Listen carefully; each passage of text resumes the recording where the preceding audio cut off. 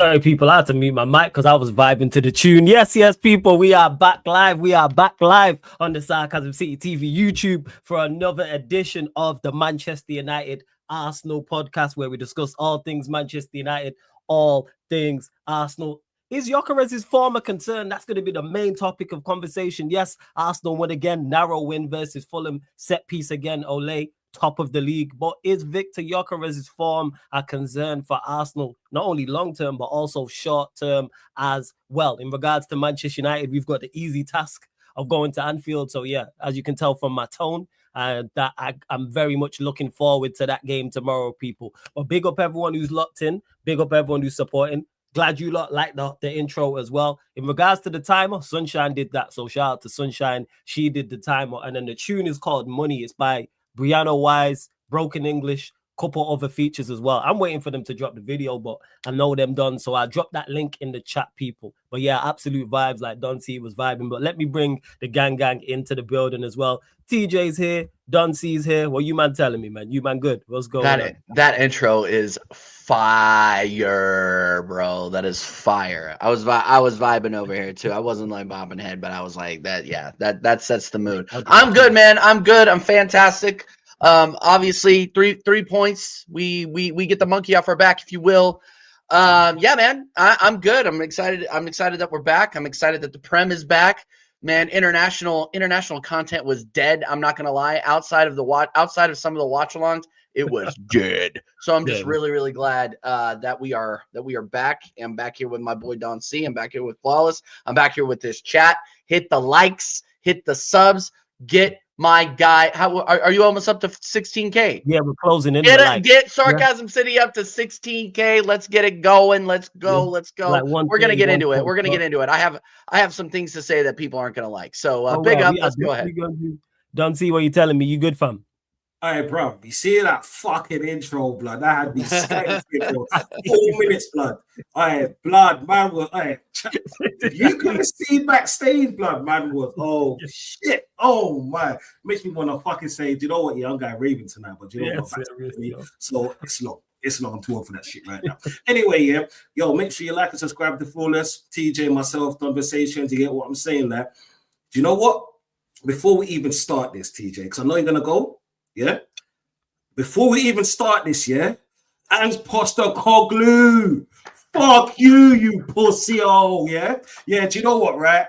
You gave my ops, yeah, the best looking toilet up the road, their first trophy, yeah.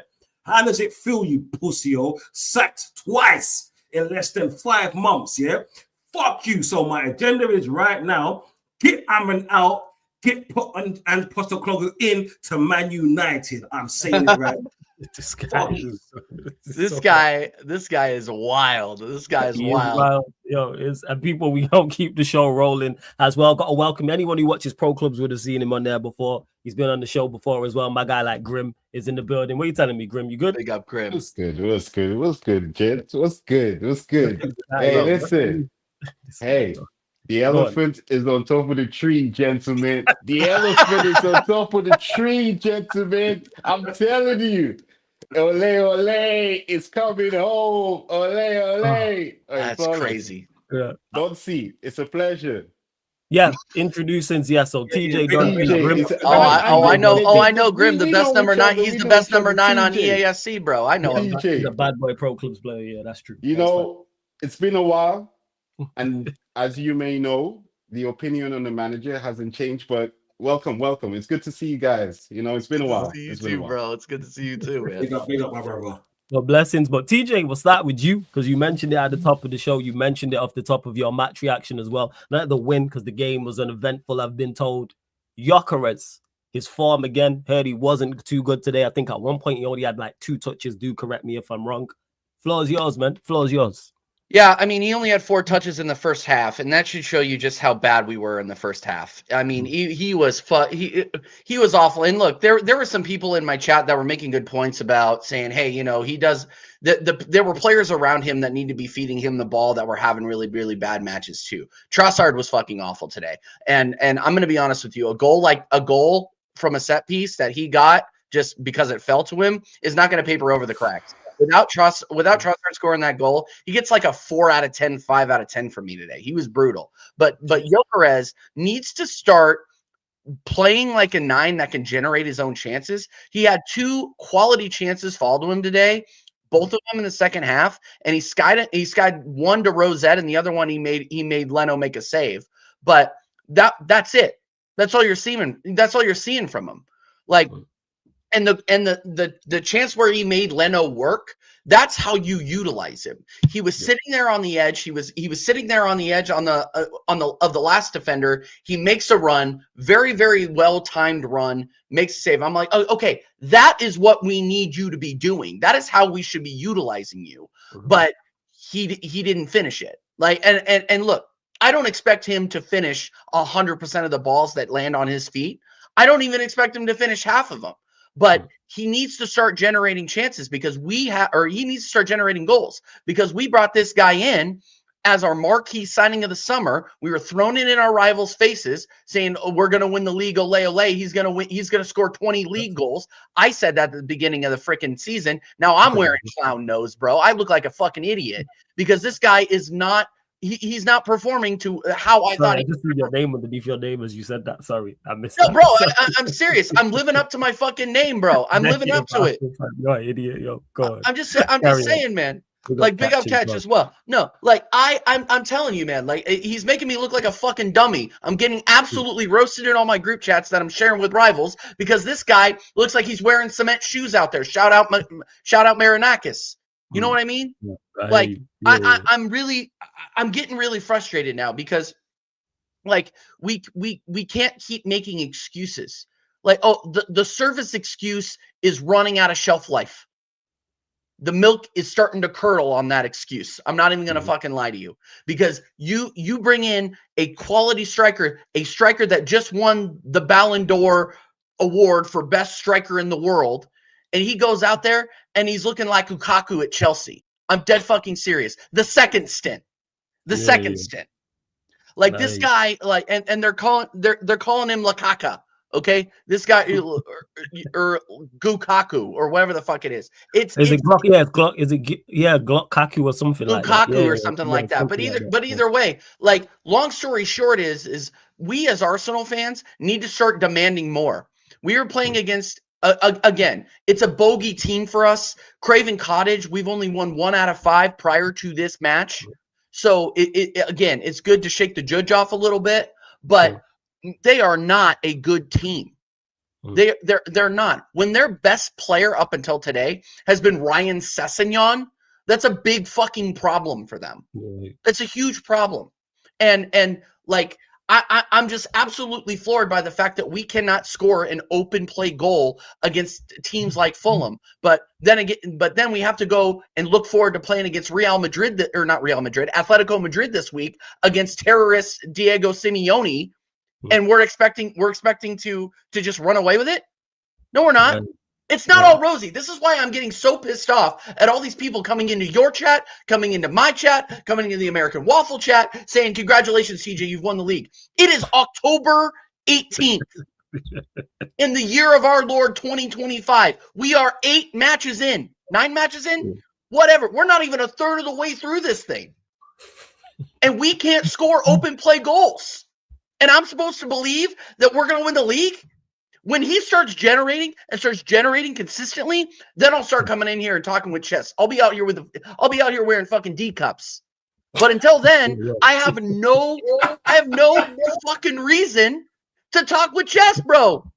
Kiara Knightley settings, bro. And people are out here talking like they're Pamela Anderson. You got Hooks trying to convince me at 6 a.m. that this guy is a World Cup. Give him time. Bro, if I'm not giving Isak time, why should I give Gyokeres time? You know what? That's fair. That is very fair. Like, if you're crashing on Isak, you got to crash on Gyokeres. How can I sit here and be a credible content creator, or not even a content creator, a human being with eyes, and give Isak shit, but then not expect to hold my striker to the same standards?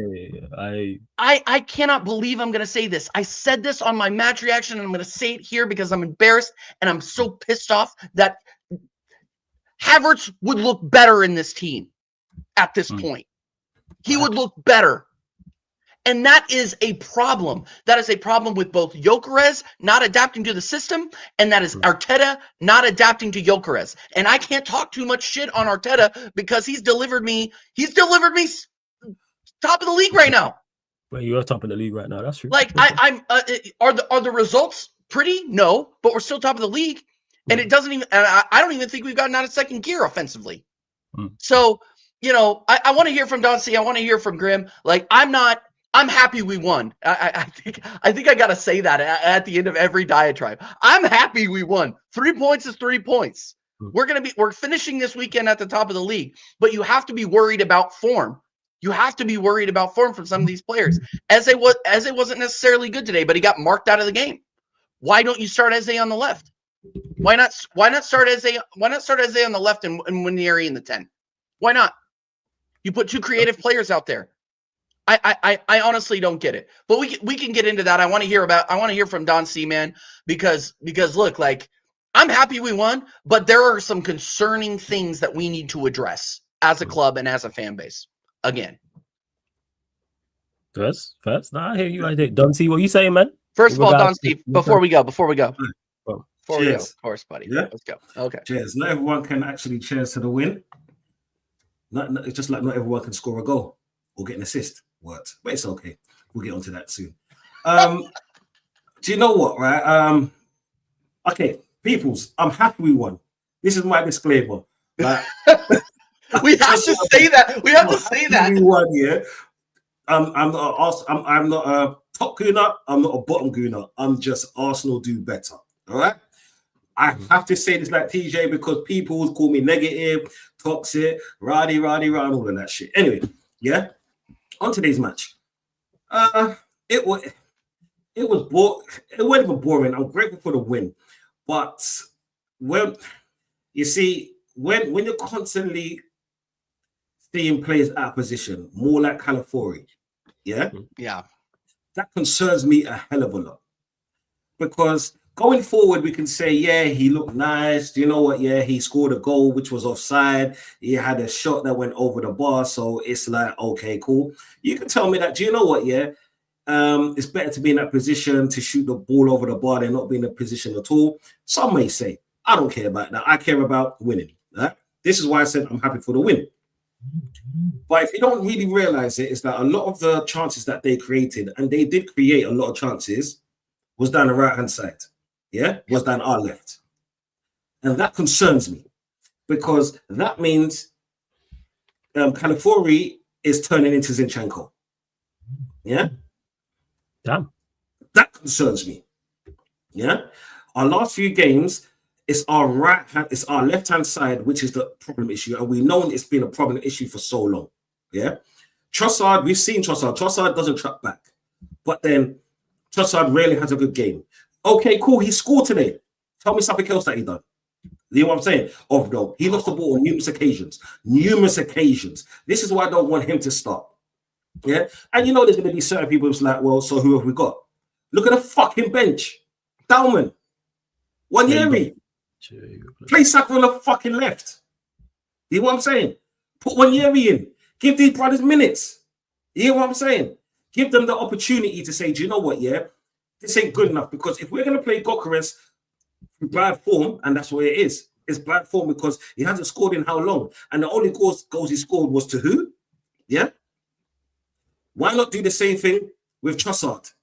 Because we know that someone like Saka is a baller. You can play him left or right and he will still create chances because he is the guy. You know what I'm saying? He is the guy. He's the closest thing we have to world class in Arsenal right now, simply because he's been putting up the numbers and the performances for friggin' 8 seasons now. Yeah? Or near enough 8 seasons. Right? But anyway, let me not take off Calafiori. Calafiori is a mistake waiting to happen. Going forward, cool. I get it. I understand it. Do you know what? Yeah, he's overlapping. But I think about the 87th or 80th minute, I saw Calafiori as high as our striker. I saw our striker doing right wing work, and I saw Calafiori on the left wing. So can you imagine a counter attack? What would have happened against a better team? You could say that, do you know what? Yeah, Fulham never had any clear-cut chances. I would say they did. They just got poor players. That's it. Yeah? Because defensively, we weren't great. I saw Gabriel have a bad game today. Do you know what I'm saying? And he did have a bad game today. My man of the match, Timber, yeah, had a brilliant game. Brilliant game. He even stopped the chance that, who was it? Raul was heading the ball in, and there was some people trying to say, yeah, it was a penalty. Fuck off, mate. Fuck off. Yeah? As a whole, Arsenal needs to do better. Declan Rice had a poor 45 minutes. Do you know what I'm saying? The thing is, yeah. Love this. Love this. This is great. Oh my God. I love this. This is great. Hey, so I stand with you, Sorrel. I do. And I hope you're well as well. I stand with you. You tell your pops pattern up. You know what I'm saying? You just got to tap him on the shoulder and be like, pattern up, big man. That's what you got to do. I see you got to your bed now. I big up my daughter, yeah. That's what I'm saying. The vet in the making. No, do you know what? Yeah, Sunshine, shut up.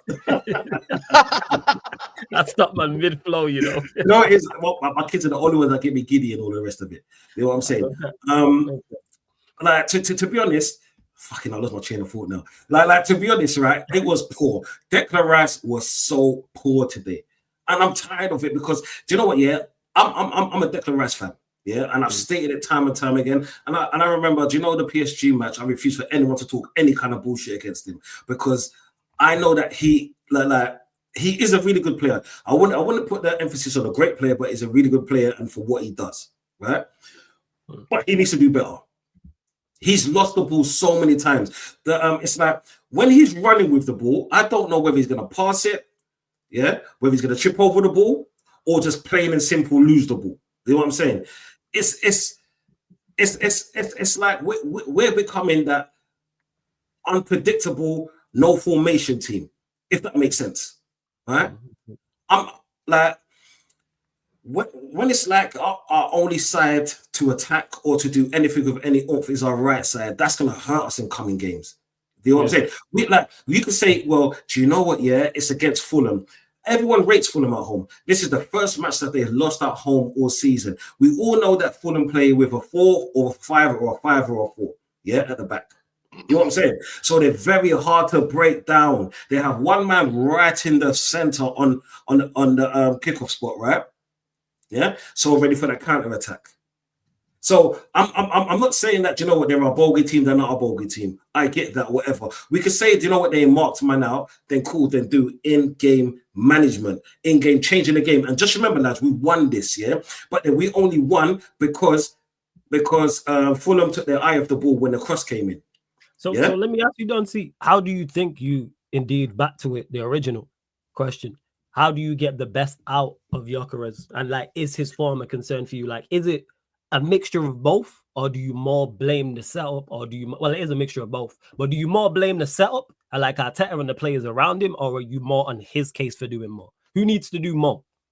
Do you know what Gyokeres needs to do more? Okay, because, what do you think he needs to do? Okay, go on. Okay, all right. You see, all right, just like TJ, I was one of those fans that wanted players like Gyokeres and Eze. Yeah, we all know because it's all documented on shows. This is what I'm saying. So when I'm seeing, like, because before at the beginning of the season, the first 2 games, I said that Gyokeres is not getting a service, yeah, and we could all see it. There was always passing down the wing when Saka was fit, and when Madueke came in onto the right, we saw where the ball was going because we relied on that side so much. It was so hard to go through the middle. Do you know what I'm saying? Because we wasn't used to playing like that in how many years since Aubameyang days. That's gone. Yeah, I get that. Look, right. If Gyokeres didn't have those 3 chances today, yeah? All right, then, let me put it to you like this, people. Let me put it to you like this, right? I watched the Man City game today. I saw Haaland have 4 big chances today, yeah? Scored 2 of them. The reason why no one can actually talk about Haaland's 4 chances is because he scored 2 of them to make them win the game. That's all that matters. Do you know what I'm saying? If Gyokeres had 10 chances and scored 2 goals, do you know what? I wouldn't even say nothing because he's doing his job. And his job, first and foremost, is to score goals. Not try and play this intricate football with man, because we've got man that do that, blood. Yeah. Today we played an Eze. Cool. Eze got marked out a lot of the game. Cool. Yeah. But he still can put the ball through the eye of the needle. We've got people like Trossard who can do the same. We've got players like Saka who could do the same. We've got players like fucking Zubameni who could do the same. So I'm not saying this is an Arteta thing. I'm not saying it's a fucking formation thing. I'm saying, Gyokeres, you need to fucking do better. No, yeah, I'm not having this. Do you know what, right? Oh, this is his first few months. He needs to be integrated into the team. Yeah, he's had enough training sessions for that shit. Yeah, he's played enough matches. He's seen what the Premier League is about. Fuck it, he's played in Europe. He's played in the Champions League. So what are people gonna tell me now? He's had the opportunities to score. Okay, let me show you something like this. Yeah. I was going to say the same my God. Oh, my God. I was going to say the exact same thing. Sorry. Okay. I couldn't believe it. I'm in earmuffs now. I love this, man. This is Sarcasm City TV in a nutshell. I love this, man. Yeah, she's a big girl. She's 18 years old. Like, I love it. It's just like kids. Outside of the kids when I was young. It is what it is. Okay. Sensitive disposition, Don C. Sorry, go ahead. Okay, let me show you something like this, people. Right? Yeah. We've got enough ballers on field. We've got enough ballers on field, right? He had 3 big opportunities to score. Instead of, let's say, we all either play PlayStation or play PlayStation. We know what R2 is about, yeah? It's the finesse shot. You know what I'm saying? It's the finesse shot. You don't always have to put power behind it, brother. You get me? You don't always have to like just lick it, yeah, and hope for the best. Sometimes, you know what, curl the ball in, you know what I'm saying? Take your time with it, you know what I'm saying? Caress it a little piece. You understand? Yeah. But man's always on the one same thing, that bullyish ball. You get me? That may work in Spain. It may do that, bro, because them man they're not built like us, man, over here. And that's facts. They're not built like the Portuguese league. Right, sorry, Portuguese league. They're not built like thank you, Prime. I never swear. They're not built like the Premier League defenders. Premier League defenders, right? They will take you out. You know what I'm saying? And then do it again, and then do it again. You know what I'm saying? But like, you have to change it up. You have to find something else. You know what I'm saying? I'm not with this. You know what, mate?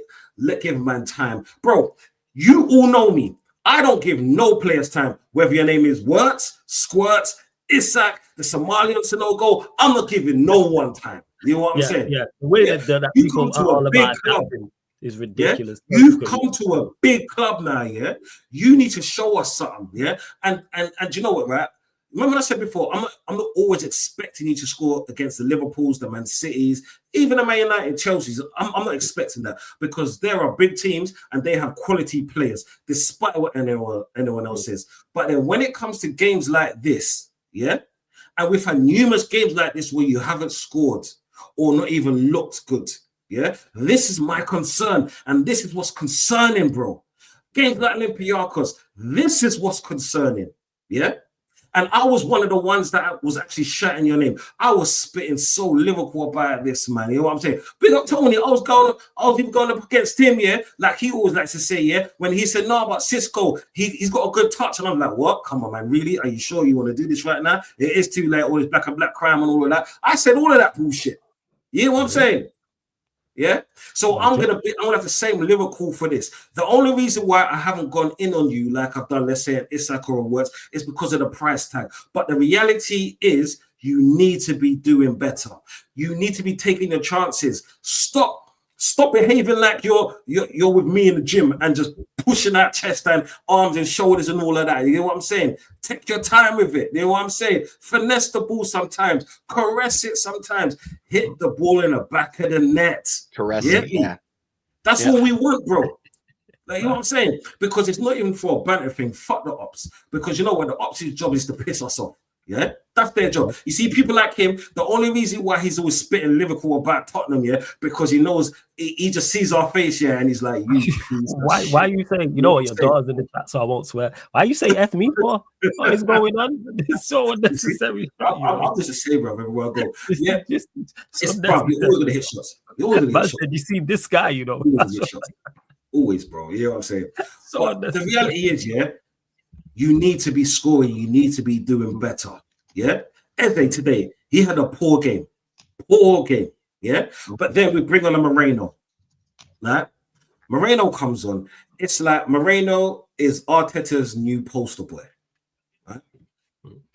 He slows the game down so much. There was a ball he could have threaded into Gyokeres, right? He turned around and passed the ball back to Zubimendi.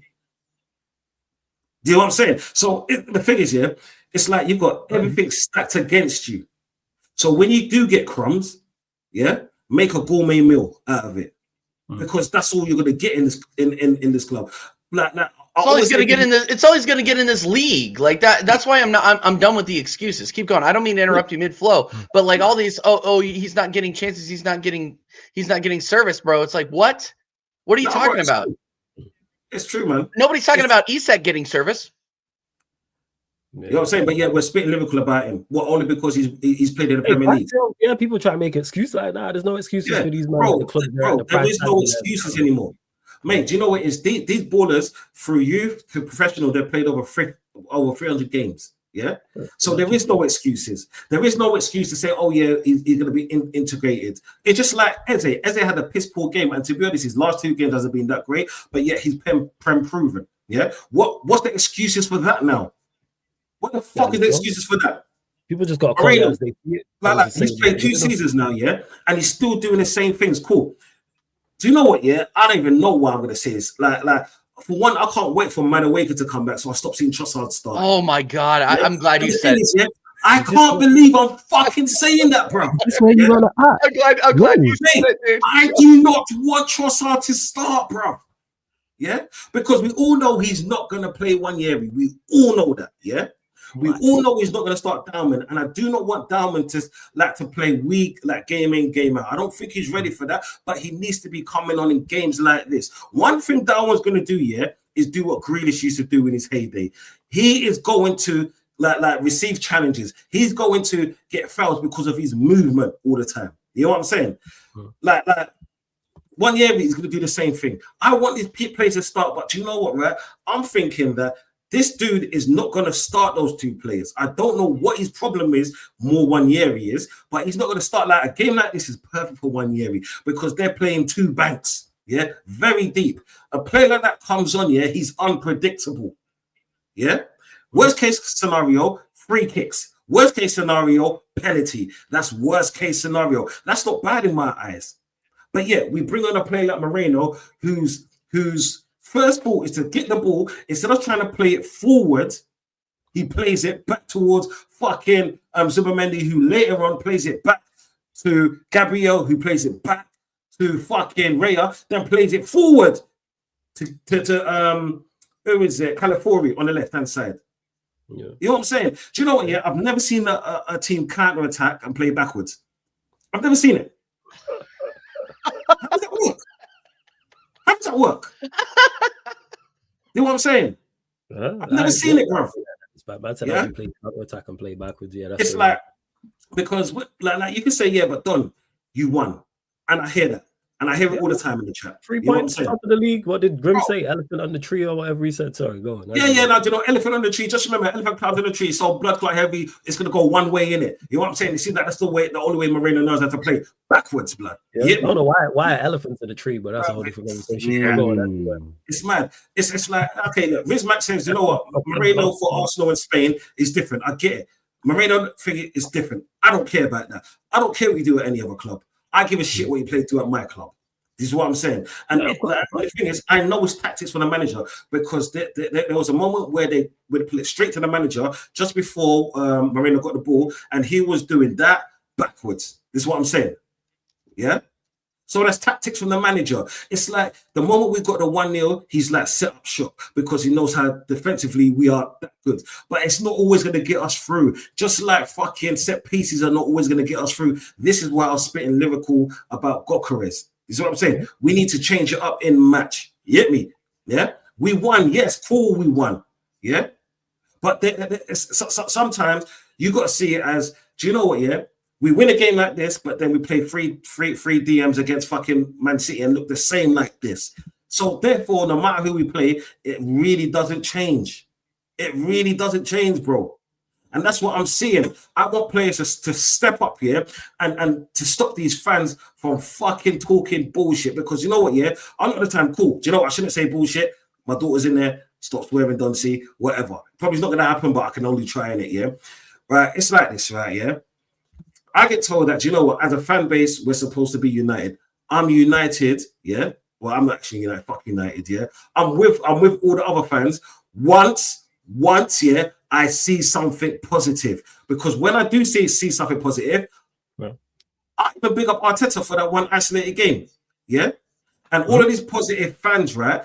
Just like you don't like to be criticized when you man are seeing the things your way, yeah? Why the fuck do you think it's okay for you to criticize people like us? Because like this, yeah, I'm only an Arteta out because it's been almost 6 seasons of failure. That's why. Yeah? Not enough teams got rid of their manager after 2 months, bro. 2 months, he got rid of his manager. Yeah, we did. But you are right. You just want to see, because the results are there for you. Like, it's more so the performances is what I'm gauging from what you're saying and what TJ's saying. Performance, right? Go on. Flawless. If performances would have gave us trophies or titles, I can't say nothing. Because you know what, I'm not talking about previous. I'm talking about so far, just this season. Yeah, so far. A few games this season, like, because you lot have got results, but the performances seem to be the issues. I hear that.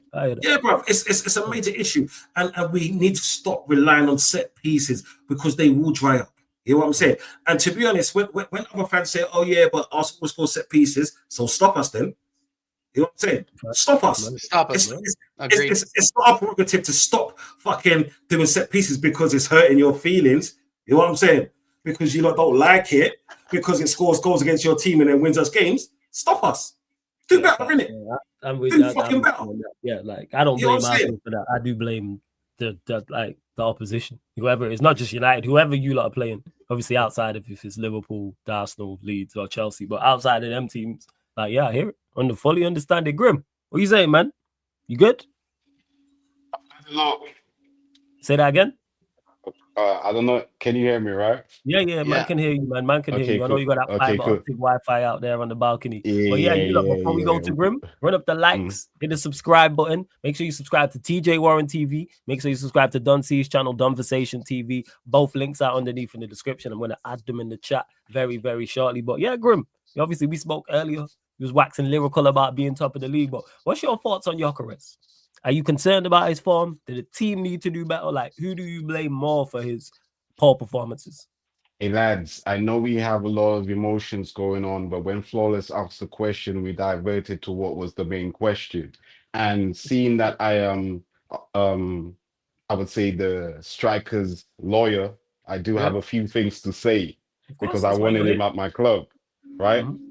I'm in charge of all legal. I'm in charge of all legal documents. Yeah, drafting documents, negotiation statements. So any questions that you want to have on the striker that I wanted at my club, you can ask. Right. In terms of the striker, Flawless, there's multiple factors, and one of the main factors, which is the only factor we need to worry about, is the manager. Also, Doncy, I do agree with you in terms of you saying that sometimes you just have to take the initiative and play. But also, as a striker, you have to remember, those chances that he had today, he should have finished it. Don't get me wrong. At least 2 of them that he created for himself, he should have finished it. And to the ability to not have composure on someone that has scored multiple goals in the past is concerning. However, the rhythm of the play of the striker is not there as well. And we're also looking at people wanting to be the starlight, for example, which is Saka. Everyone is saying that, okay, Gyokeres need to turn up. Saka wants to turn up. He was the last one to take the penalty so that he can get, his stat padding. So why ain't everyone saying Saka needs to turn up and play better, a higher standard than Gyokeres? Because a lot of the time when Saka is in position, he really looks for the striker to pass it through. So all of the players, in my opinion, has to hold accountability on what is going on there right now. So when you ask the question, Flawless, it's multiple facets as to why the striker, one, the bullshit that Don Siege said earlier, that having one way of playing, And you was another. prepared for this, yo, like we in court. I see you, Grim. You ain't slick. Go But carry on, man. You know but what I'm saying? You ain't slick. it's Am I another. listening to Grimm or Johnny Cochran come back from the dead, bro? Like, Yeah. what are we doing here? It's another one, right, for us in regards to, for example, finding the rhythm with the players. Look at the goal, for example, he So you think scored it's so with you think it's Eze. more so on the so you think Grim is more so on the players around him rather than Gyokeres? And I'm looking for the players around him. R.I.P. Kevin Campbell. I've had multiple conversations with him, and he's always said it's the players. Flawless. You think it's more so on the players? All right. So what do the players need to do more? The players, first and foremost, right, Flawless? Don't see TJ. Don't worry. Don't panic, lads. First and foremost, just let me say we're on top of the league. And second of all, Bertie has given this manager everything he needs to get fired. Don't worry, lads. Wait till the end of the season. He's gonna be incompetent.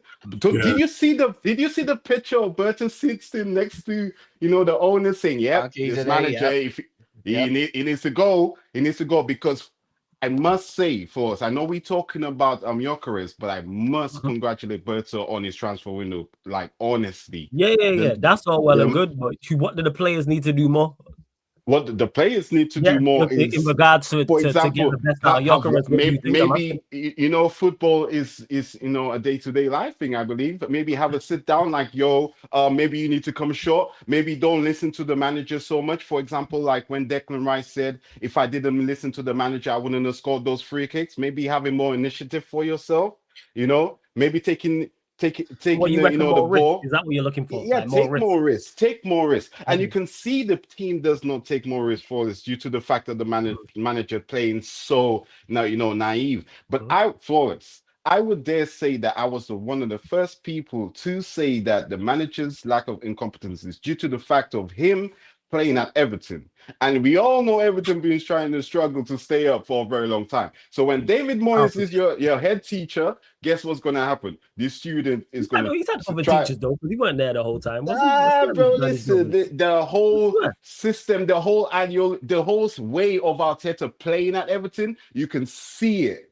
You can see it at the club. You can see it. And don't get me wrong, first. The fact that when we got Cesc Fabregas and we got Arteta, that's a whole different story altogether. Let's not even go there. But he's also a pep, man. That's what they say. However, you know me to be an Arteta out. When he's doing well, you give someone the flowers and you say, "Well done, congratulations."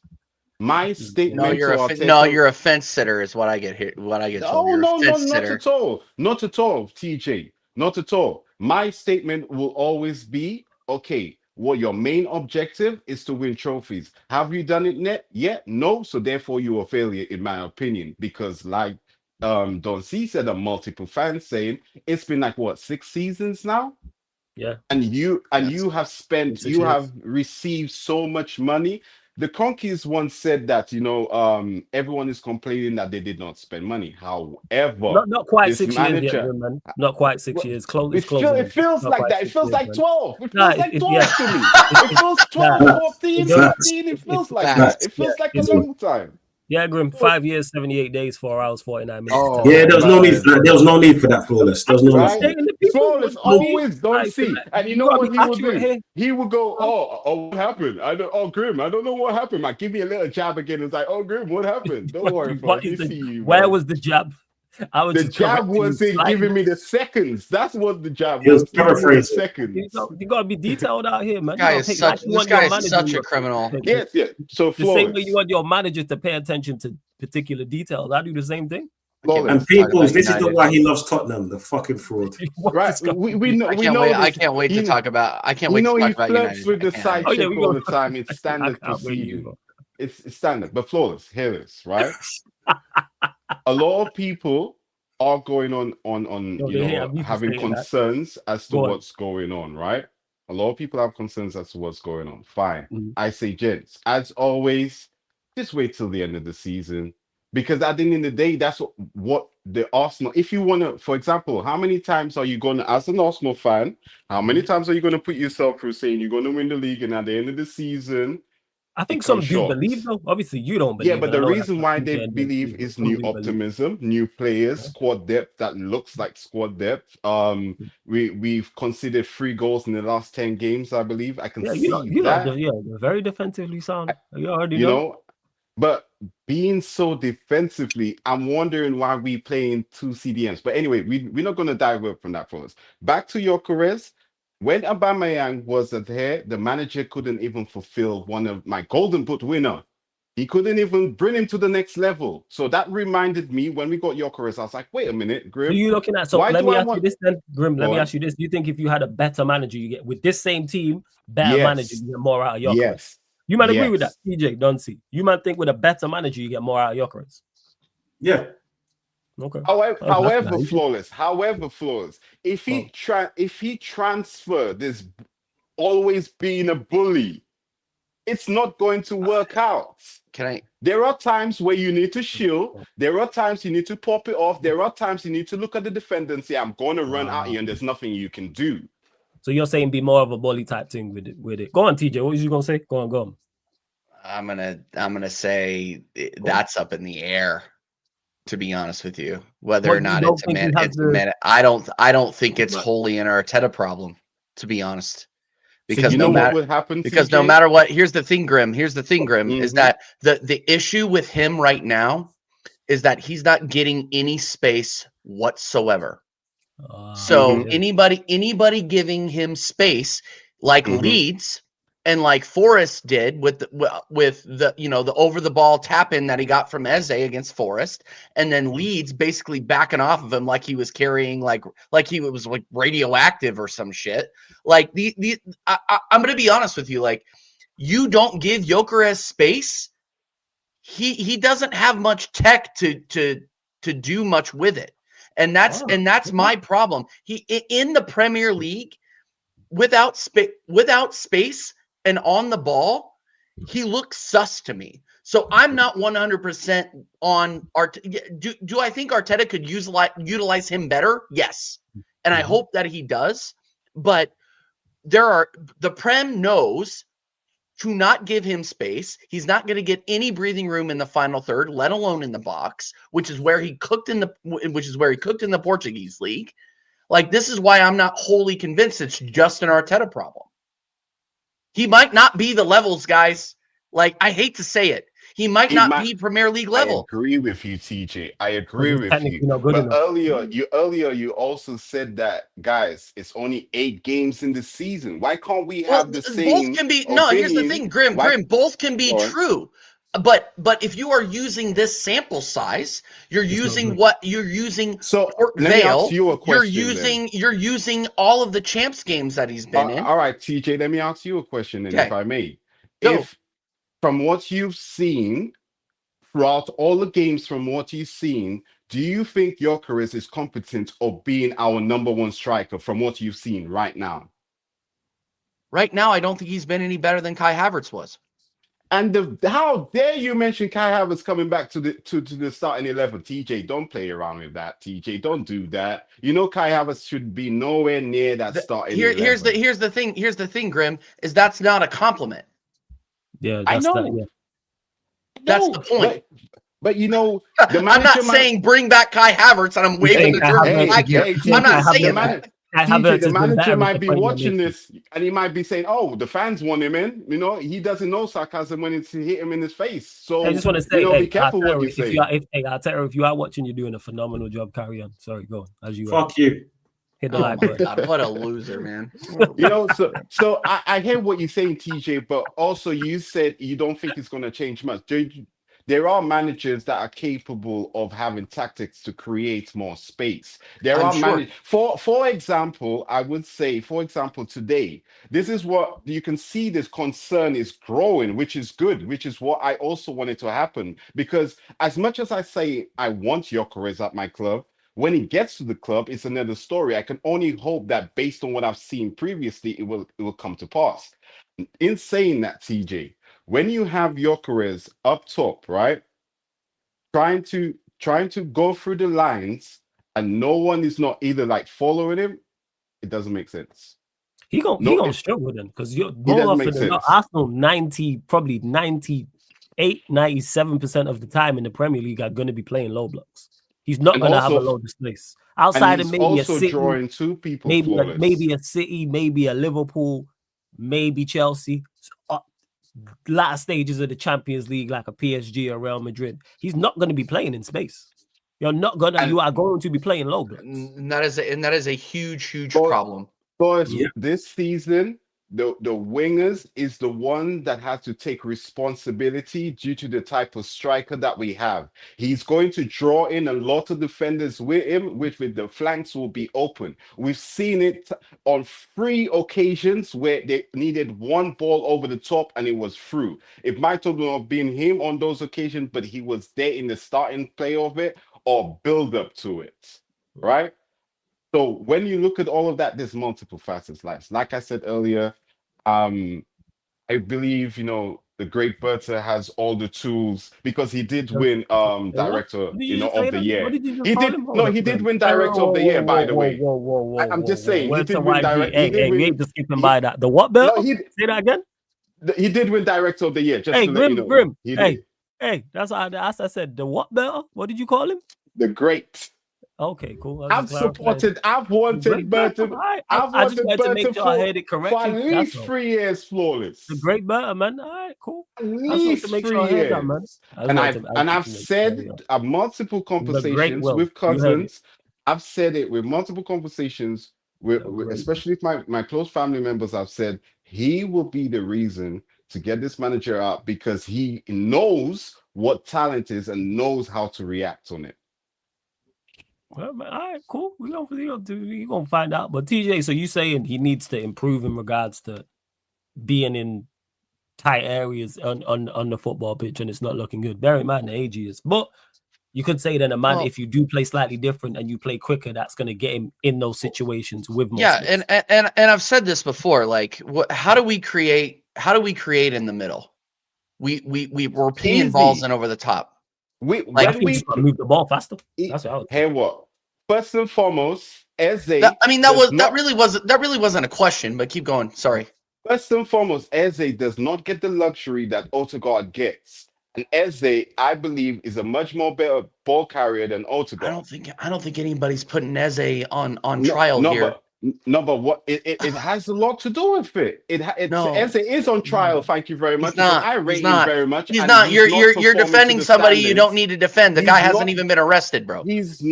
He's not performing to the standards that I know Eze is capable of. Dude, I think you're completely wrong. I think he's been fine other than today. Fine, teacher. I mean, at the end of the day, football is based on the opinions and seeing it. I think he's been so dynamic. He's generated so many chances, so many shots.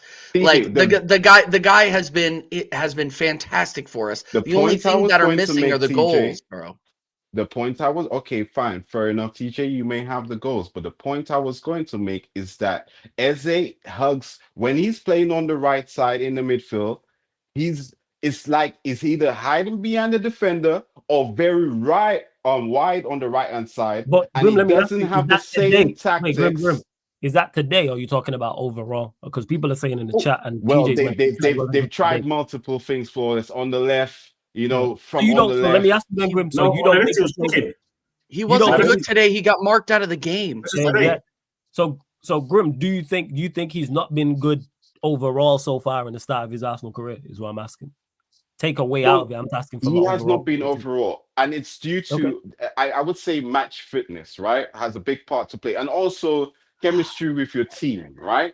He was playing for fucking Palace before he came to us. I'm not hearing that. And he played for England, and he was fine. Grim, I'm sorry, man. I'm not hearing this, bro. We're going to ignore chemistry. We're going on like we don't see favoritisms at Arsenal. We're going on like we don't see Arteta picking Mourinho. Eze is not. Eze is the least of our problems.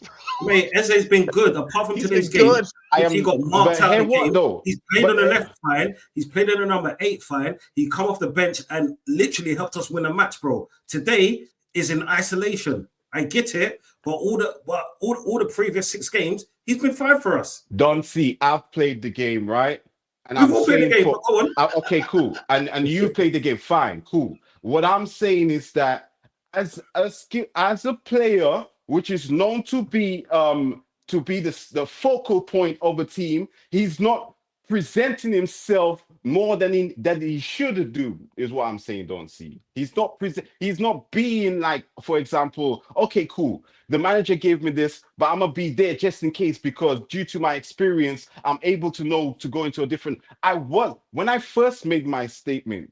Let me put my hands up and say I was not slandering Eze. I also say that he's one of my favorite players. What I am saying is that one, he needs to take responsibility for himself, and two, the manager's tactics is killing him. That's the point I was making. First.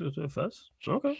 Well, that's fair. That's fair enough. Hey, before we continue, you lot, run up the likes. I don't know how many likes we're on, but it's not enough. Like check 1212, man. When you enter the city, pay the tax, run up the likes, hit the subscribe button, Sarcasm City TV, subscribe to Dumbversation TV, subscribe to TJ Warren TV as well. DJ, will go to you because obviously we spoke in depth about your careers and certain players. Overall on the game today, your thoughts overall on the game, players that stood out, players that you thought were poor, Arteta's performance, etc. Yeah. Gyokeres was awful. We already went into that. We already talked about that. I'm he can lawyer up all he wants, but he needs to start performing. Trossard, I think, was our worst player on the pitch today outside of the goal.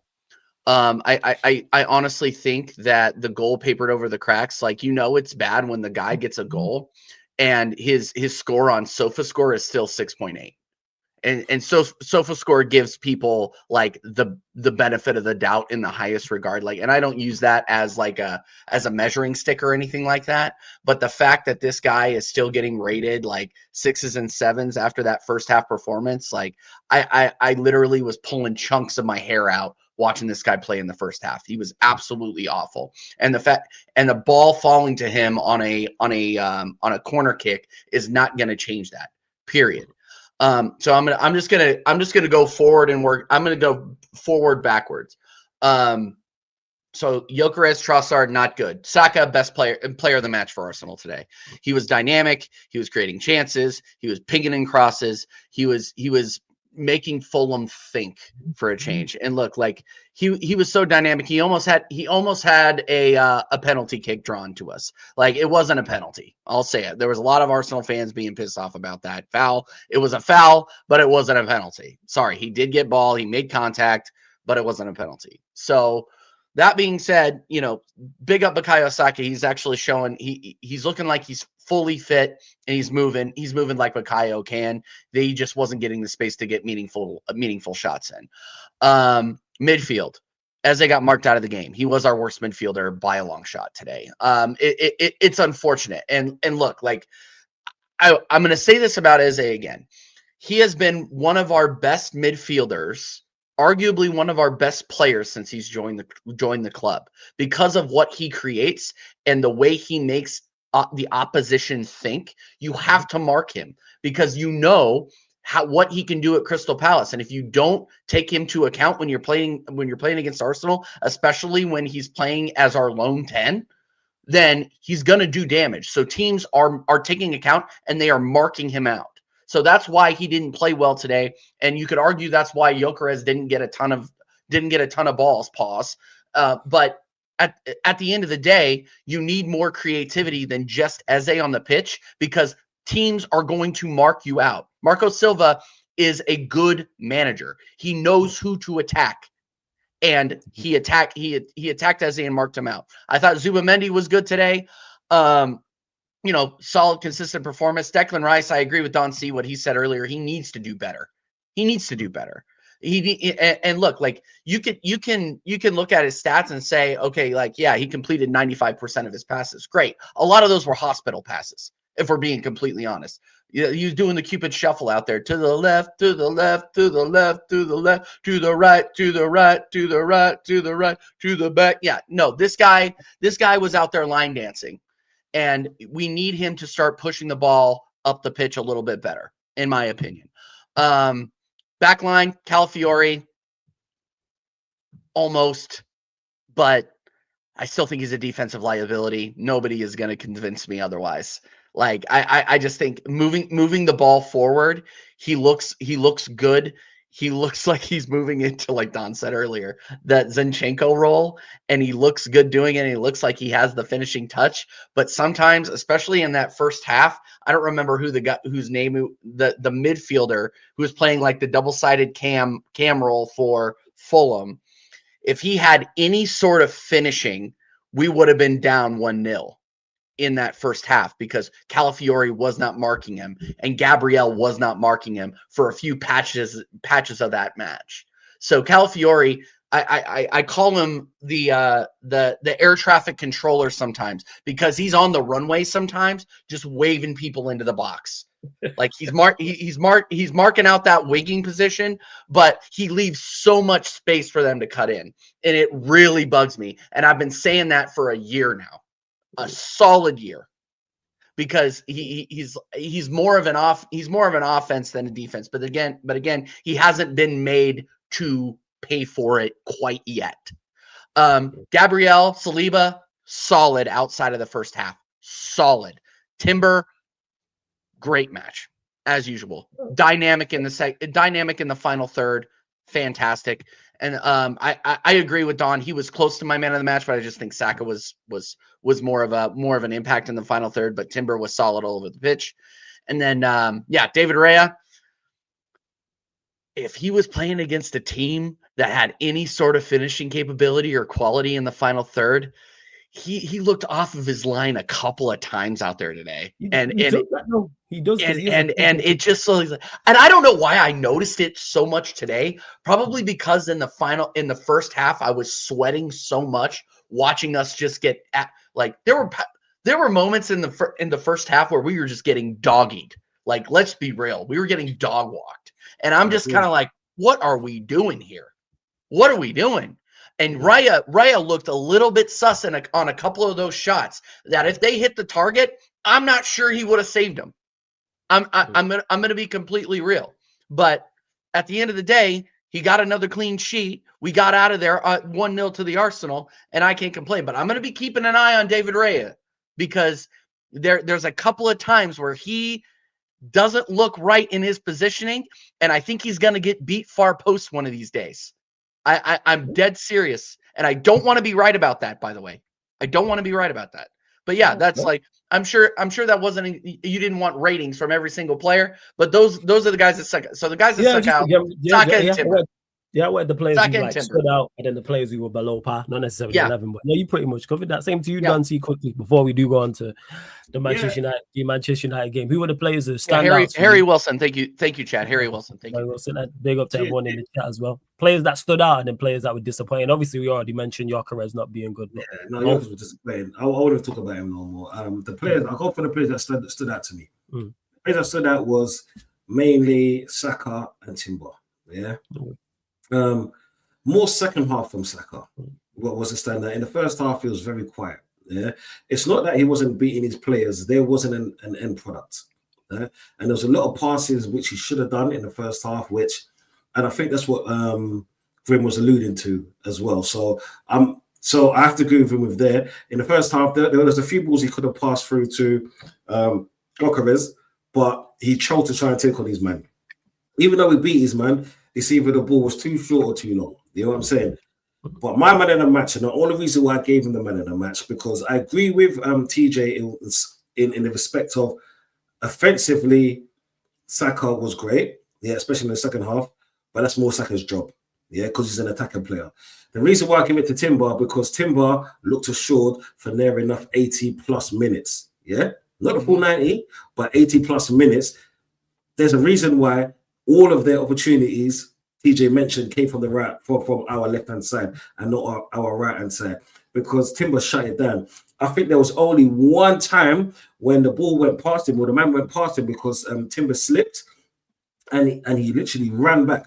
Thankfully to Saliba slowed the man down, and then Timber got back into position and won the ball back. You know what I'm saying? Going forward, he's amazing. This is what I'm saying. Defensively, he is on another level. You know what I'm saying? I think he's in the top 3, in my opinion, right backs in the league. Yeah, because with him, you always get quality. You know what Timber's issue will be? is because he's defensively better than he's offensively than he is going forward. He's not going to get his plaudits. Like if he was defensively more reliability and offensively better going forward, he'd get more plaudits. The funny thing is, this is why I think fucking a lot of fans are stupid, bro. Because as a defender, your first job is to defend, right? People don't miss outside, but the thing is, outside of centre backs, wildly like general consensus is not respected. That's just my opinion. Yeah, like I legit think if he was a couple level, like because I think he's good at both. I think he's a quality right back. But if he was defensively a couple tiers, a couple levels lower, and offensively a couple levels higher, he'd get more plaudits.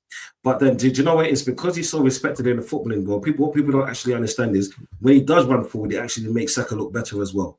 That's what people ain't talking about, because Saka is great, but look at the Saka that plays for England, look at the Saka that plays for Arsenal, right? And look who's behind him. Pause. You know what I'm saying? When Timber's head up, something that Garnacho cannot do, and I'll get onto him in a second.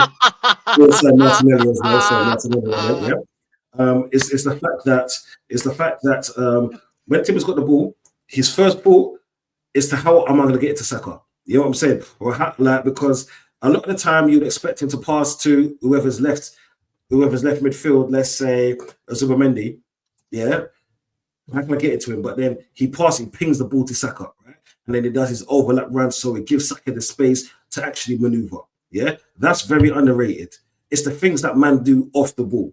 You know what I'm saying?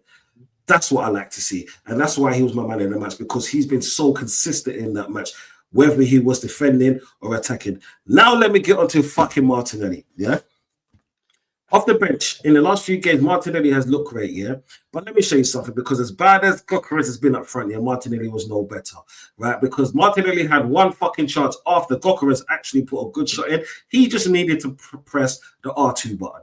You know what I'm saying? A little bit more finesse, and that could have gone in. You know what I'm saying? Outside boot, boom. You know what I'm saying? Yeah. But my man shot it straight at the goalkeeper.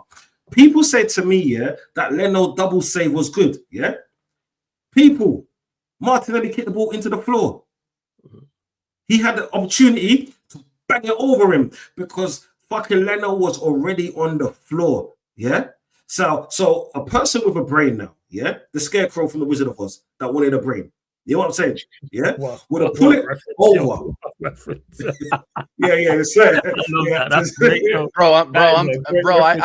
I'm 10 minutes from Kansas. What a reference, bro. That's a great reference, man. Throwback. You know what I'm saying? But then, isn't that typical Martinelli? Because he's always looking at the floor. Always looking at the floor. Right? So it's like, because I've heard people speak Liverpool about this dude as well. He's come off the bench. He's a good like substitution, whatever. Prove it in those kind of games. You know what I'm saying? Just like I put the emphasis on the rest of my players, because you know what, sometimes you got to stop saying it's Arteta's fault. Because as footballers, we all know that footballers, the real footballers out there, right, that would actually score the goal, do their thing. Forget even if you get taken off afterwards, you've done your job. You've done your fucking job. Stop giving people like myself and TJ ammunition. You know what I'm saying? Stop giving us that shit. All we want is for you not to do. But anyway, Saliba had a decent game. Gabriel made a few mistakes. It didn't cost us. He had a few mistakes. Raya, do you know what? He's always off his line, and that's one of the things that's kind of been worrying for the last season and this season. Kalafori, I've said him already. You know what I'm saying? Zubimendi's been decent, right? Just stop passing the ball backwards. You know what I'm saying? He's got the capabilities, and the funny thing is, in the first half, he was one of our better players. It's just I don't know what the hell happened in the second half. The rest of the players I've already spoken about. Trossard, he doesn't need to be playing. You know what I'm saying? Put him in a retirement home, give him a wheelchair and all the rest of it. Give him his yogurt and make him right off for the sunset. You know what I'm saying? Is it like, come on, man. That goal sugar-coated his whole match. You get me? Sugar-coated his whole match. Like I always say, man that tried to get gal all night in the dance, get to the end of the dance, right? Get the Goliath gal and say, I went home with a boom thing. We all understand what it is. I always say that, and I always will say that. And it's that's the Goliath girl is Moreno, do you know what? Moreno shouldn't play in our midfield. I don't want him in striker, but I know that I'd rather him replace Gyokeres as a number 9 off the bench, prime. Yeah, put my shit in context, please. Yeah, off the bench, in midfield. You know what I'm saying? In midfield. Yeah, that's my take on the Arsenal match. That's fair. No, that's fair enough. Hey, big up to everyone that's tapped in. We gonna take up not even a pause for the cause. Change subject, people. As you Manchester United travel to Anfield. Yeah, I can't wait. Prime, you know this. If you go check the story of David and Goliath, you'll figure out who Goliath is. And what Dunsey was referencing. You put into you're a clever individual. But yes, Manchester United traveling to Liverpool, Anfield. I ain't really got too much to say on this in regards to, I know these lot will have questions. You lot in the chat may have questions as well. And my whole thing is, hey, just don't go there and compete. I've been saying that. Like, but despite the result, whatever the result is going to be, I'm not holding that much hope for a result or a performance. Go there and compete. Because I've watched Everton go there. I've watched Bournemouth go to Anfield. Both games they lost, but they gave Liverpool a game. And that's where I'm at. Because I've watched Manchester United give up and get rolled over many, many a times. I watched it against City. There's a whole myth when people are like, oh, United perform better in big games. All right. So what happened in the Manchester City match? Oh, it's a better City. Well, Liverpool are in poor form and have lost their last 3. How many games did City lost before we played them? Like, Arsenal, we lost to them. They didn't play well. I don't think we played well again. I ain't getting into all of that. But yeah, this is pretty much my thoughts on it. The only thing is who's going to play at wing back, who will play in midfield alongside Bruno will be the only questions. What does he go wing back wise? Is it Dalot? Is it Ahmad? Is it Dorgu? It's going to be 2 of those 3. And is it Agate or Casemiro next to Bruno? Everything else, I think, pretty much picks itself. But then again, you never know with Amorim. He might do some dumb shit. Who knows with the lineup. But TJ, you want to talk about it. Floor's yours.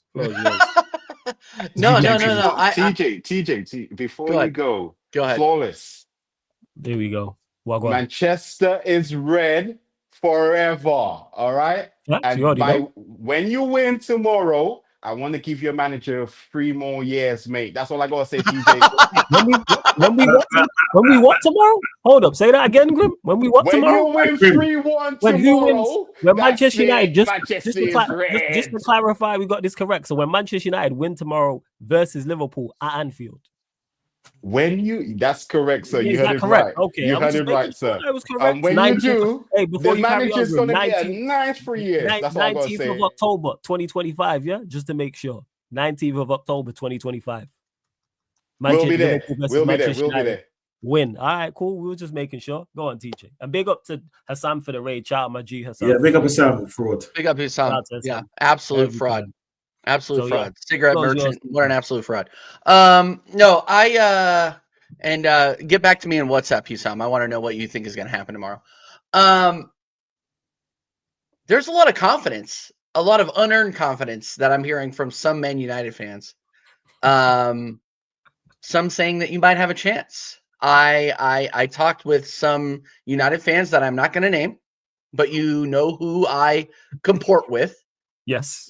That have said that me saying that a 4-1 prediction is disrespectful to the form, not that United have been on, but how poor Liverpool have been.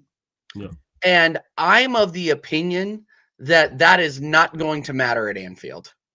I think that Amorim is completely out of his depth. I think that last year you guys did play them. I'm not going to lie. Obviously, we all remember they were 1 header. You guys were 1 header away from winning.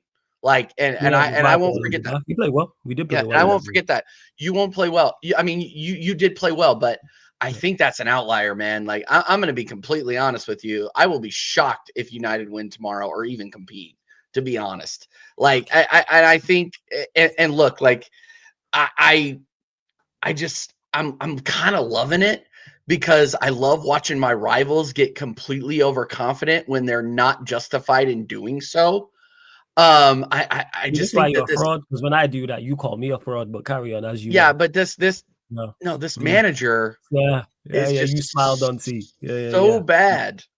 And when I do that, I'm a bad guy. But when TJ does it, it's okay. I see that. No, he's an Arsenal fan. He said you're not. All right, okay, yeah. Carl, you see that? Don't go yourself. Bro, did you say Glory, you got glory, Tottenham teddy Man bear, bro? You got United. Tottenham teddy bear, bro. Like, come on, Hey, man. that ain't nothing to do with what we're talking about right here, right now, though. But in regards to it, the reason why that happened, TJ, is because it's international break. An international break, I say it all the time, when it comes to Manchester United, in particular in the content creator space and social media, is mini silly season. So because we haven't played in 2 weeks or 10 days or however long it's been, people forget how bad Manchester United are, how bad the players have been, how bad the manager is, because it's kind of out of sight, out of mind. Happens every international break. And add on the fact that we won the game going into it, there was this air of stupidity. Like I said, I think this is the end of the road for this manager anyway. I've said this. But we don't win any of our next 4. Yeah, I mean, and I'm glad that you say that, because there are certain folks that are giving you a chance, and I think there is no chance in hell. Shout out Vince McMahon, but he is also a criminal, just like you. He, like, this guy, this Amarim guy, is living on borrowed time at this point. He is stealing a living, and I think he's gonna get exposed. If there is one match and one team that Liverpool can regain their confidence against, it's Man United at Anfield. Mm-hmm. And look, I don't rate Verts in the Prem, but if anybody is going to pull him out of the 009, it's gonna be United. I said that. He's gonna if anything is gonna pull Salah out of the slump that he is in, it's gonna be United. Gakpo. Like, I can go on. Szoboszlai.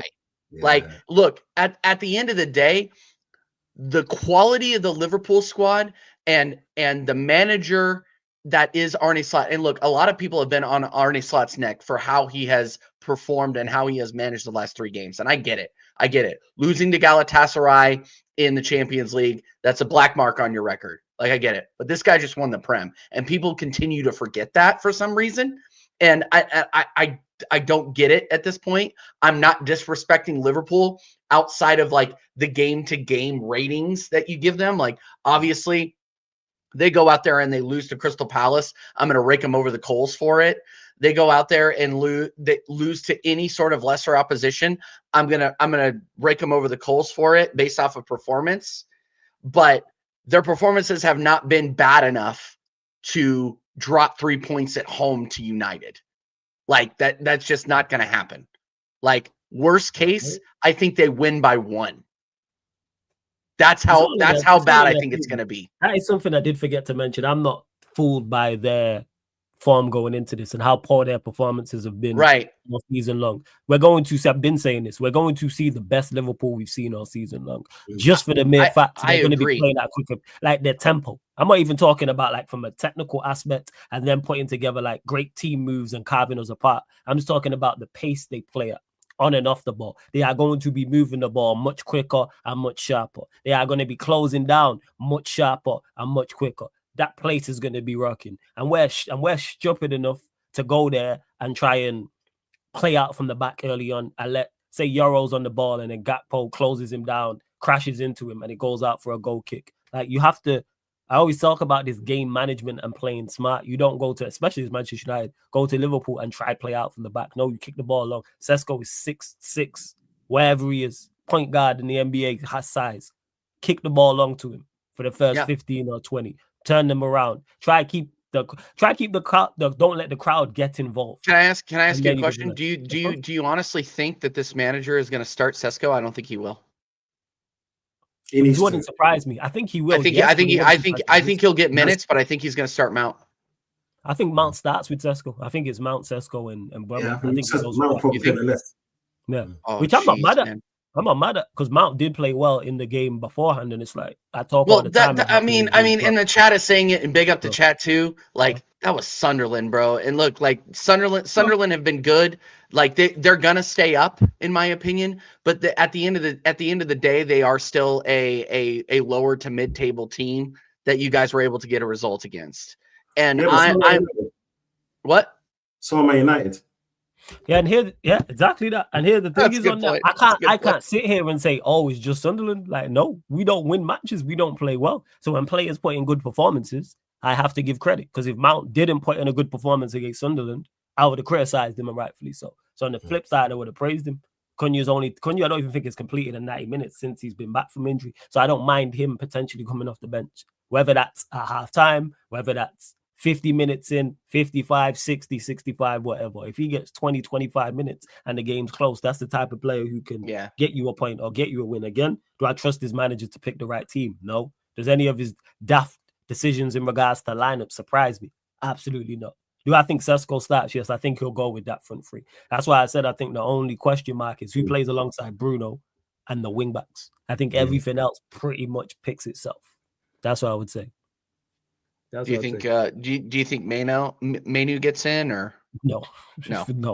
I don't understand. I still don't understand that. No, he's not. He's don't. No, because he don't rate ballers. That's why. He likes runners. He don't rate Manu. Well, no, and here's the thing: is long may it continue. To be honest with you, ridiculous that you don't like. Look, like I'm gonna let Don C go off here, but like at the end of the day, like as long as your manager refuses to play players in the positions that they were meant to play, like I've been saying this for 6 months, and a lot of people have as well. A 4-3-3 solves the problem. I don't get it. It's not hard. Not under him, TJ. I think you're giving him too much credit. No. I'm not talking about him. I'm not talking about under him. I'm talking about just in general, and he will never do it. Agree. And that's 100%. My point. That's my point. Is that he will play wingbacks until the asteroid inevitably hits the Earth and we are all gone. Right? Yeah. Like this guy said, like Jesus Christ will come back and he will still play wingbacks. Right? And I don't understand it, dude. Like literally the second coming of Christ, and he's just like, you know what? Nah, still gonna still gonna pack that midfield, still gonna play three at the back. Yeah, bro. That's what that is. Yeah, I just think it's so crazy. I just think it's so crazy to me. But anyway, no, I'm done. It is what it is. I think you guys are gonna get it turned over tomorrow. I think you're gonna get dog water. It would not surprise me in the slightest if we do get turnover. And to Daniel, I'm not saying Cunha has done anything. I'm just talking about him as a player of that caliber. He's not been great. He's not been bad. He's been bad since actually, he ain't even been that bad. He's not been up to the standard I would like. But and Bremel's been much worse. But because Bremel's got GNA, people do the GNA route because Bremel's been shocking for us. Like in regards to his overall performance, at least I can point to Cunha and go Arsenal. I can point to other games that he's played in like before and then go, yeah, you actually shown us something. But I think they'll both be fine. But Don C, floor's yours, man. Yeah, first, I just want to say Amarin's doing a great job. He's amazing. I think he stays for another 4 years. Yeah. So do you know what? Yeah, I'll give you 4 years and not 5 because I'm not an arsehole. I might be a piece of shit sometimes, but I'm not a full-grown arsehole. Yeah. So I hope he stays for another 4 years and just keep doing a good work, bro. You know what I'm saying? Because like I've been amazed.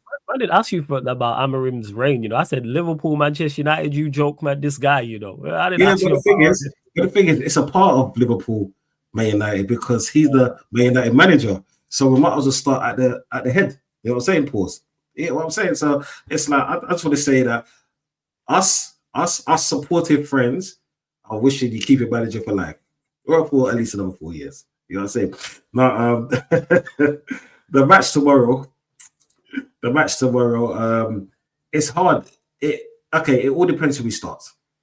If you've got any chance in hell, I mean any chance in hell, big up TJ, is if you play Sesko. Right? It's because he is the best outlet you can ask for in your team at this point of time. If you don't realize it, when the ball goes high and long, who is it? Konate and Van Dijk are having trouble with those kind of players. Yeah, with those kind of physical players. Right? Then you can have man on the wing because I'm just going on the game against, let's say, Chelsea. How many times did Chelsea get behind Van Dijk and Konate? Continuous time, bro. Yeah? Yeah, they caused them problems. Yeah. And Sesko is 6'6", 6'7". Yeah. He can knock the ball onto someone like Mount who loves running. He's a great athlete, bro. Yeah. So for me personally, I'm going to try not to make this too long. I'm like, do you know what it is? I don't think it's going to be as easy as everyone says it's going to be. Yeah. The only reason why I can say Liverpool will probably win is because they're at Anfield, and that's the only reason why. That's the only reason why, because it's that whole Anfield hoodoo. This is what I'm saying. Like, Liverpool never really give up at Anfield. Anfield is so loud. Nah, yeah, they're gonna give us a good. Yeah, they're gonna give us a what game. I'm saying. It's not really that loud. It's not the 90s and early 2000s. It's loud enough. The thing is, don't see it's loud enough. No, it's not. Okay, let me put it this way. Anfield is only loud after Liverpool score. Yeah. Please tell me I'm wrong. I hear that. I just think it'll be naturally louder because it's us coming to town and because you lot coming, yeah, we're their cup final. But then, okay, it's like this, yeah. It all depends if you play. Okay, this sounds crazy. If you don't play Sesko, yeah, it's going to be a cricket score. Yeah, it could be a cricket score tomorrow. And for my agenda, I hope Wirtz doesn't score, or Isak. Well, more Wirtz doesn't score than Isak. Telling you now, Wirtz is getting a GNA. No, I'm just hoping, bro. I'm just hoping he probably will, but I'm just hoping for my agenda. You know what I'm saying? Because, like I said, I might be an arsehole, but I'm not a full blown wanker. You know what I'm saying? It is what it is. Yeah. Debatable. We're going.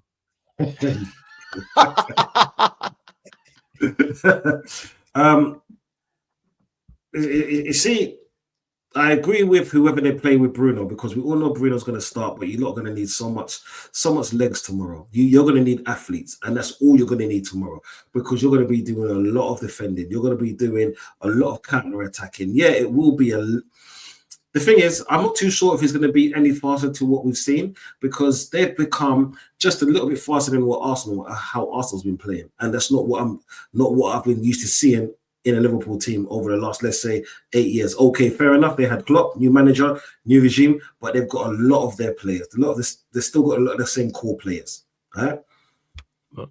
With Liverpool, Ekitike, I don't like. I'm going to be honest, bro. Salah's not going to do anything tomorrow. Yeah, don't say that. No, bro. You can call this commentators curse and this and that or whatnot. You're not saying I'm blaming you. 100%. I don't. Yeah, you can blame me. It's cool, bro. I take that blame, bro, because you know it's not. Like, for me personally, it's a win-win. So tell you why, because if Liverpool win, Amrin stays. Yeah, I mean, if Man United win, Amrin stays. If Man United lose, I can cuss you. It's a win-win for me, blood. You know what I'm saying? So, like, people like me and TJ and Grim are always going to be happy. But with facts. With Liverpool, right? Okay, we've all seen that they haven't been the same team as literally last season with so-called better players, right? I'm not hearing this integrating bullshit. This is what I'm saying. These are supposed to be stars, world class, yada yada, blah blah. Shut the fuck up. It is what it is. It's like this game is going to be won and lost literally down to United. How their formation is, what they do. If he plays 3 at the back here, that's the worst thing he can do. That's the worst thing he can do. If he plays, who can do? Who are you talking about? Paul. Man United. If you play a low block, if you play a low block, play a mid block. If you don't play a low block, you're inviting pressure.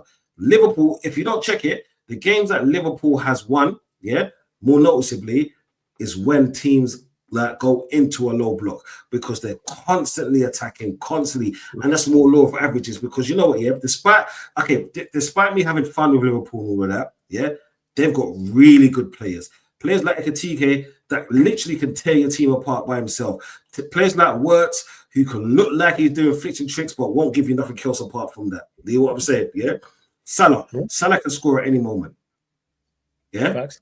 He can score at any moment. Forget what I just earlier said, like all the laughing jokes, right? He's a great player. You get me?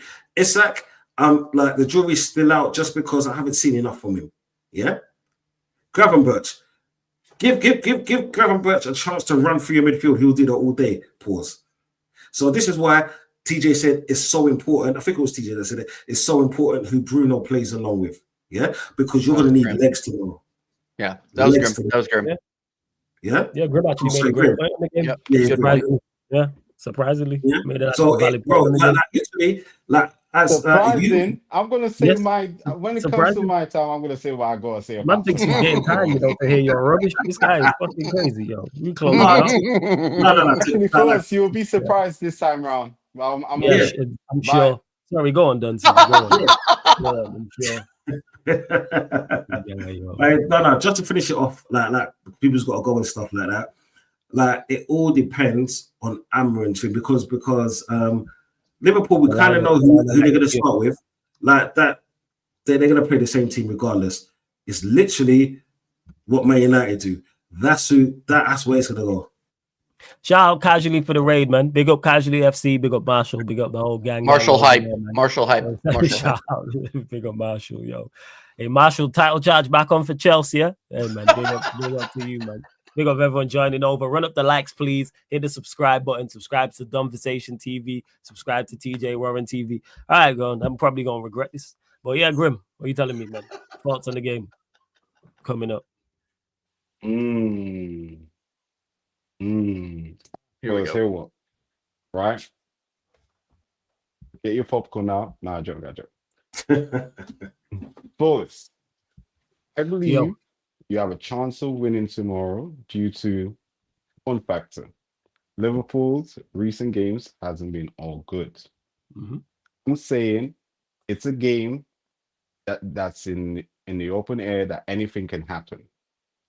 If you are able to silence the crowd, which is very hard to do at Anfield, but if you are capable of doing that, you are capable of winning the game due to them. You would say that the record haven't been great, right? Liverpool. Wait, whose record's not been great? No, Liverpool's recent games. What do you mean? No, Their form hasn't been great. Their form hasn't been great. Yeah. They've managed to pick up results. Obviously, the last three in particular, the two in the Premier League, but form-wise, they've not been good. They managed to get results, yes. For the most part, they have. Because their performances don't match their results. There's no way they should have won 5 in a row based off their performance level. But they managed to pick up wins because of the quality. Like Dunsey mentioned it, the quality that they have. When you have quality, even if it's not playing well, in particular in the final third, it can get you over the line. And yes, the nephew in the chat, yes, the watch along tomorrow is a joint watch along with Beijing Reds TV. So that's going to be good fun. We did it last year. I'm tuning in for that. That's going to be good with Beijing Reds TV. Man. Shout out. Flawless. If you need a referee, shout out Crab as well. Flawless. If you need a referee, I'll be there, bro. You know what I'm saying? Yeah. Nah, it's all right, man. No scrap. There's no referee, no DQ, man. You know what I'm saying? Ref just there to watch. Right, yeah, Crab will be there. The only one who I think's not there is Barnes. I don't think Barnes is about, but I think Angel will be on as well. So Angel's on, Pops is on, Crab's on as well. And obviously I'll be with the United. Look, I'm not sure about Eddie, but she could be on. Who else? Not sure who else. Whoever out the United lot pull up. But yeah. Go on, Grim. What are you saying? So out because their form's been poor. So what's our form been? I was looking at your form. I believe you've lost 3 games only in the last probably like 10 overall preseason and everything. Because when I'm looking at it right, looking at it right now, right? You've lost 3 in our last 10 games. No, I'm saying you've only lost 3 games, which is us.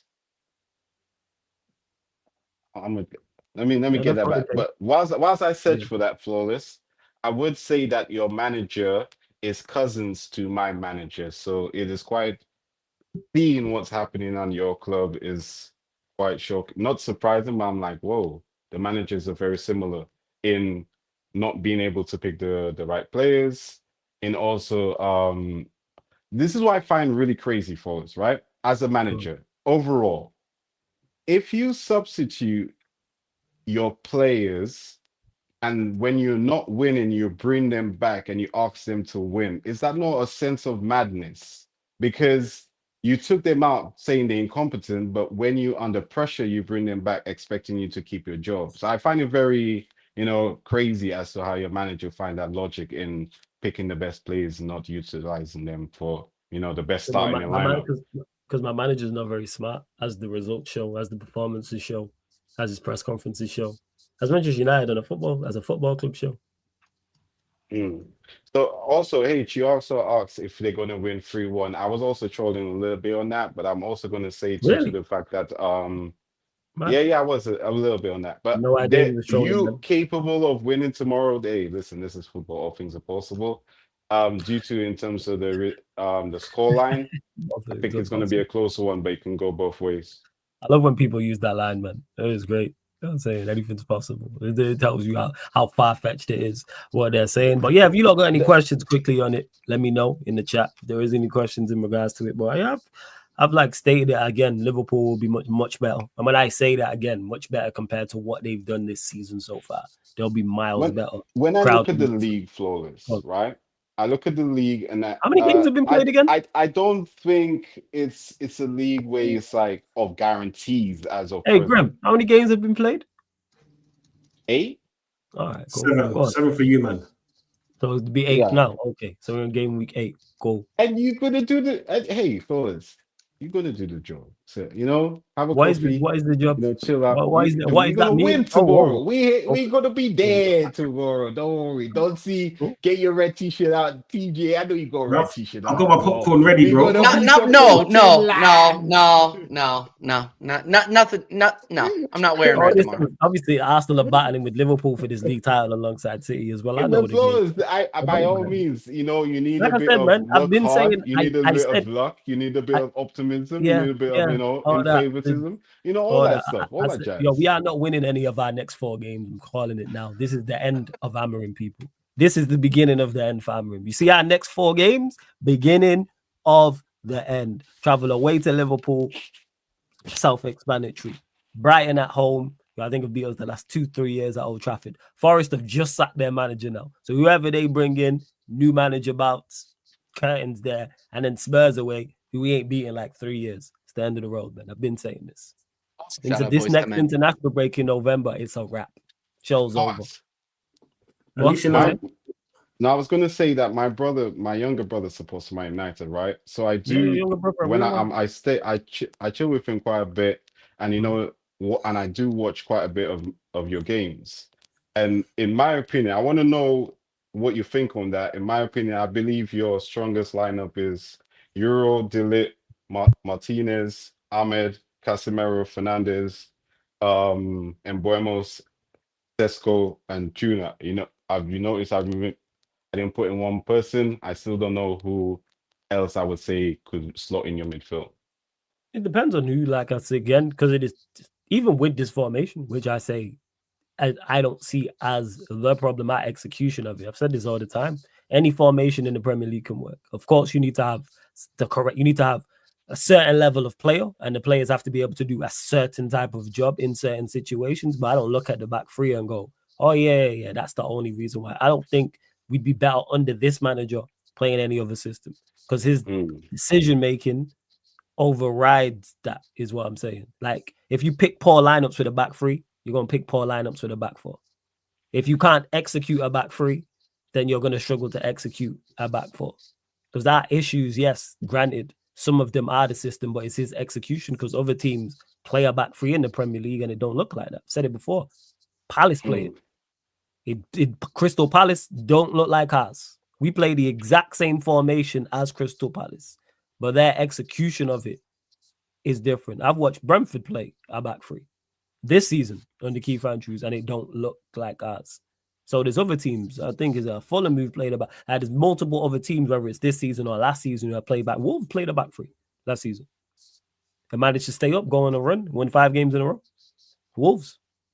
So it's not, like I said, I think it's very, very lazy to say so. Like, not from you, but when people say, oh, it's just like, no, the manager's just not good enough. Even if he decided to go 4-2-3-1 or it's also the players as well, To an extent, yeah, definitely. Players don't get off scot-free. Absolutely not. But when all players are bad, Grim, what do you look like? Who do you look at? If we're looking at a company and everybody in the company team is performing badly, who do you look at? It's an overall thing, in my opinion. Yeah, it starts from on top all the way down, and that's my point.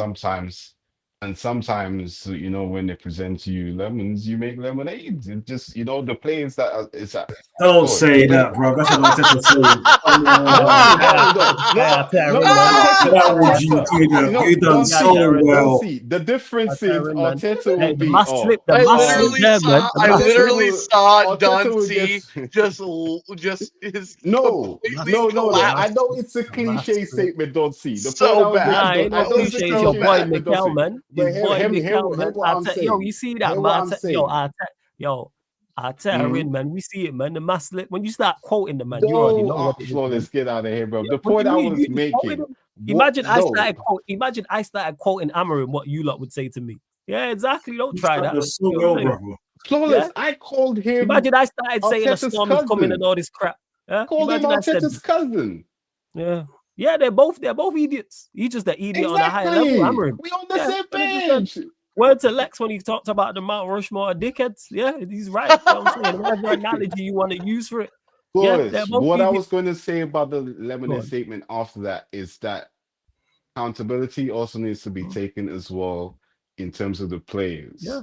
Earlier on, I said about my players that, sometimes, just having a meal and saying, I want to win the league, but can we help each other out? Can you make that run instead of going there? You keep on going there. You're frustrating me. I'm saying there's other little factors, but if from the top it's already rotten, it's always going to look like that from the bottom. And it's not to say that, the starting 11 is the bottom. I'm just talking about how it's from the lineup, the stuff. Yeah, but it's like I say this all the time, control the controllables, said the same thing over and over again. When it comes to the manager of Manchester United, you're not in the best possible position to succeed, but do the best that control the controllables, do what you can, do the best of what you can with what you have, and he's far from that. No one likes their ownership. Outside of City, what top club in the Premier League likes their ownership? But other teams are still successful. Liverpool now just like FSG, but they didn't like FSG the entire time Klopp was there. Klopp did the most he could. He picked up couple Premier League titles, one Premier League title, couple Champions Leagues. Like, that's what I'm saying. Do the most, and then you can look at the board and the hierarchy and go, yeah. If Amarim was doing much better, I wouldn't crash him. People say, you asking him to win the league? No. And I'm asking him to do the bare minimum. Basics. I remember his first statement. His first statement was, it's going to get a lot worse before it gets better. That was his first statement. He said that. That wasn't it? Or he said it after. Okay, cool. Well, when it started going bad, that's when he said that. It's like, all right, cool. I got no time for that defeatist attitude you're at Manchester United Football Club. Let's say you were to pick your strongest starting 11 flawless. Under this manager, what is, like, in your opinion, the highest position that you believe he can take you? What, in the league? Yes. With 6? Your strongest, with all players available. 100%. I know merit that it's not. And that's not because we're great. I think because the league is terrible in terms of quality. Yeah, it's entertaining. I also agree. There's a lot of parity. There is a lot of parity right now. I agree. I think if you take out the top 4, take out you lot, take out Chelsea, take out City, and take out Arsenal, the rest of them spots in the league are up for grabs. 5th, 6th, 7th, 8th, let's say that's available for Europe as well, are up for grabs. 110%. And I don't think we're far off. Again, I think Manchester United can compete with anybody. If you think certain teams have a better, take out the 4, have a better 11 than us, have a better squad than us, cool. But my point is they're not worlds apart. We can compete. I look at our 11 that we can put out. I look at our bench and I go, we could do miles better. If we were sat 5th, 6th, 7th, I go, all right, cool. The board now is that's why I made that statement. All things are possible, but a while ago you made the statement and said that you are Manchester United. So that I'm saying, can that not statement be for tomorrow? No. Can that statement? Okay, because the evidence has shown that to be incorrect. Okay. We're talking hypothetical.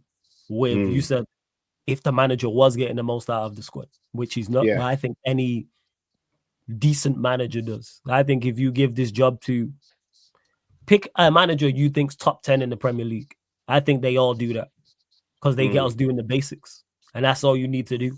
I think Nuno's the prime example of that last season. The reason why Forest were in the Champions League spots for the vast majority of the season and ended up in Europe is because he had a team that did the basics. They did nothing spectacular for us. Doesn't mean, and people, I'm not being critical, that doesn't mean they didn't do anything well. What I'm saying is they did the basics. That's all that was. They had a clear system that worked for them. They had clear player profiles, and you knew exactly how they was going to set up. You knew exactly how they was going to defend and exactly how they was going to score goals. And it worked for them.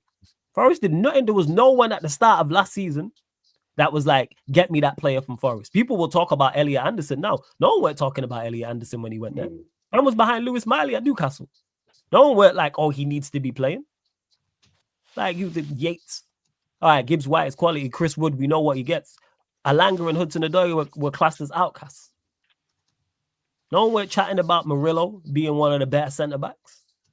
Granted, I do rate Olaeno. I think he's a quality, but even Nico Williams over the other side, he has solid Premier League players, so that goes to show. And I think 11 for 11, we can match up against anybody, and then squad for squad in regards to bench. But this manager is just the biggest negative to me. But here we are. And yeah, to Daniel, even though Chelsea are inconsistent, I still put you above the rest. I don't think you're there with Arsenal, City, and Liverpool, but I still put you a cut above everybody else because of the quality that you lot have. All that Chelsea. They do. When you got Palmer, Caicedo, you got two of the best players in the league in their positions. That can take you so far. And then you add in a Cucurella and you add in a Reece James. And then you've got João Pedro backing up. Granted, they got some poor players and some average players. But when you have players, talent, it's going to get you over the line, especially down the center of your pitch. Add Lavia in that as well, if Lavia can get to any form of level of fitness. I also have another question. Go on. When you have an organization, which is your club, your fans rant that you're the biggest in the world, right? Mm-hmm. When you have such funds available and you have a player by the name of Bruno Fernandes that sometimes just does anything he wants, is there no someone in the office like hey, cut that out? There's no one there, or manager or anyone? Because it's happening as being the focal point for Manchester United. I don't think that would have been the standards. No, in the slightest. But that just goes to show, again, when it ties up what I'm talking about, decision making. The people above and making the decisions, not just Ineos, because before him, we was having these problems anyway. Like people say, oh, Bruno's your best player. This is why we are shit. If that is your best player, if that is the standard of your best player, that will give you a very, very good indication and a very clear indication of where you're at. I spoke about Chelsea then. When Palmer and Caicedo are your best players, guess what? You're probably going to win more games than you lose and are going to get to last stages of competition and going to be in the mix in particular cup competition. Of course, injuries matter, suspensions, loss of form, etc. But your better players let you know round about where you are going to be. And the fact that he's been our best player is why we've had our worst ever period. Granted, it's not all on him because it's been poor around him and poor decision making. But you know why is the best player? You and I had this conversation a couple of years ago, actually, and we were saying, the stats, the stats fans, and Bruno Fernandes is being kept alive due to the stats. And even that's dried up rim. Now exactly. But they holding on to it. I mean, like a lot of your fans still hold on to the Garnacho goal and still call him one of the greatest as well. So I think he is, man. I think he's doing a phenomenal job at Chelsea. He put in a stellar same. today and was wrong to be hooked. Hey, some say he's the next Ronaldinho. Long may continue. The rest have got that wrong, man. He shouldn't have taken him off. Chelsea. That's a steal right there. Damn. I wish, man. We tried, but unfortunately it didn't happen. So, but wish you all the best of luck, Chelsea. I'm so happy that there's no receipts, no return policy for Garnacho back to United, bro. The Lewis message this morning that I saw in that group chat, I was fucking dying. I was take Garnacho back. I don't know. Lewis dropped nope. No. This guy. Did you the bicycle kick fucking attempt today was so embarrassing. I couldn't believe what I was watching. I couldn't believe it. Bro, I'm like, dude's trying to recreate Everton. I'm like, really? Why? Stop embarrassing yourself, dude. Just cash out, dude. Could he be the worst player in the Premier League, attacking wise? I think he's the worst left winger. I think he's the worst left winger in the league starting. Okay, do you think he's the worst winger in the league, whether it's left or right? Yeah. I can't think Yeah. of a worse one. But let Hey, me don't- clarify Even that. even off the bench. Even off the bench. Come on. Yeah. Come on, I lads, don't know. come- The teams who have come up, mm-mm. I can't comment on them, so I can only comment on the other Yeah, previous. 16 teams. Because I don't know Flawless? Sunderland, Burnley, and Leeds like their wingers, but the wingers who I know of, yes, they're all better than him. Last season, worst. I had this discussion with him. Don't see, did you say worse by any Leicester. chance? Yeah, he's a worse, not Verts. He said worst. Martinelli. Martinelli. I Martinelli's had better than him. stocks in Martinelli. I'm Yeah, that's dried what up, yeah. don't see. Yeah. Don't why see. you I had lost stocks all with my Martinelli stocks. My pocket is Yo, empty. Grim, you're a tech man. Why you have Martinelli stocks? When he first came in, You're a tech man, yo. he was winning He the hasn't headers. he's by And far what was not been the Martinelli's worst role? What winger was in the league. Martinelli's role? The same thing that you asking Gyokeres to do is what we started 3-4 years ago. Anyway, when Martinelli was there, get the ball and make him pass the striker. Why did we stop that? The manager. Yeah, Great that's why stuff. I'm a shout out to But him, guess man. what happens right now?